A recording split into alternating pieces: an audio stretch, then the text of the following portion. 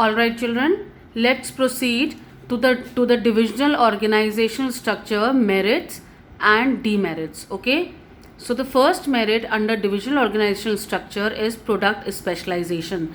We all know that each and every separate division is being made for particular product, for different product.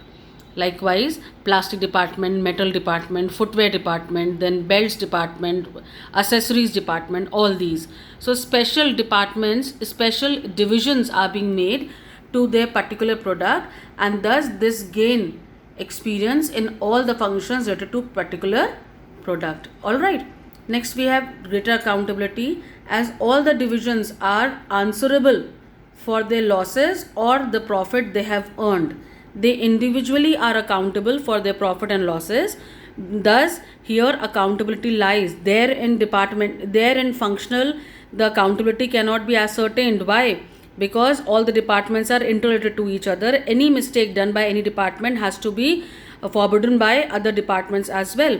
But here accountability is being maintained. Why accountability is maintained? Because each and every division is responsible for its profit or losses. See, in this product department, each product department is treated as profit center and is accountable for its own profit and losses. Next merit is expansion and growth. Here in this structure, new division can be easily added without interrupting the existing operations. Thus it makes the organization flexible as well.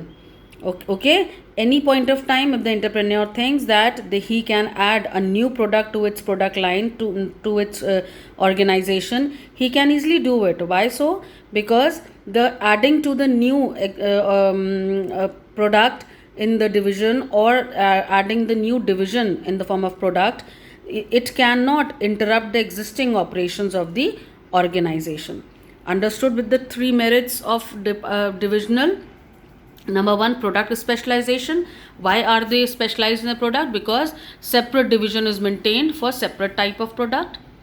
See, I'm putting it on hold so that you can easily copy and make your notes. Second is greater accountability. Each and every division dealing in separate product is accountable for its own profit and losses.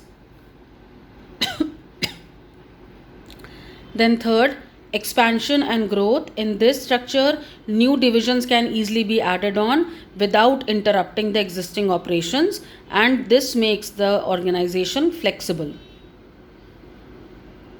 Understood? Then we have the demerits of divisional structure. The first demerit is expensive.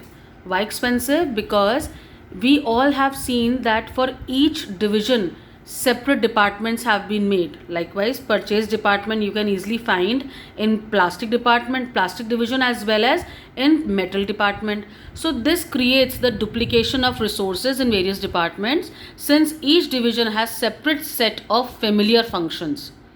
Getting the purchase department, production department, sales department, marketing department you have in metal division also, as well as in plastic division also. So this increases the cost. Why? Because of duplication resources are required in various departments, since each division, each product has its own separate set of familiar functions.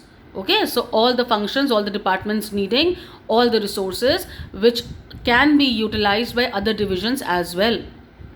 So it is kind of demerit because it is expensive. Then second is conflicts, as there are the chances of conflicts in functional structure also, and here are the chances of conflicts between the divisional heads of different divisions. Why? Because all the divisional heads want to fulfill their own departments, own divisions requirements first, without thinking the other requirements of the other divisions. Thus this may create a lot of conflicts between the two divisions. Plastic department में metal department में लड़ाइयाँ हो सकती हैं. क्यों हो सकती हैं? Because plastic department think of their own profit to maximise their profit, and the metal department as well also think of maximizing profit on their own. As a result, there can be chances of conflicts. Can you see? Next we have, next demerit is organizational interests are ignored. Why organizational interests are ignored? Because all the divisional heads want to fulfill their divisional requirements first, right? And as a result, with the fulfillment of their own particular product, own particular divisions, they are ignoring their organizational objectives, organizational interest. See, it provides managers with the authority to supervise all activities related to particular division.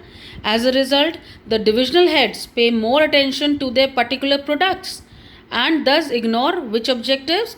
Organizational objectives they ignore as a whole, and they more emphasize on the profit maximization of their own divisions, ignoring the organizational interest as a whole. So again, I'm putting it on hold on each and every point so that you can easily make the notes. Expensive, conflicts, organizational interest ignored. Have you understood, children? So these all are the merits and demerits of divisional organizational structure, which you have to write in the copies for making your notes. Am I right?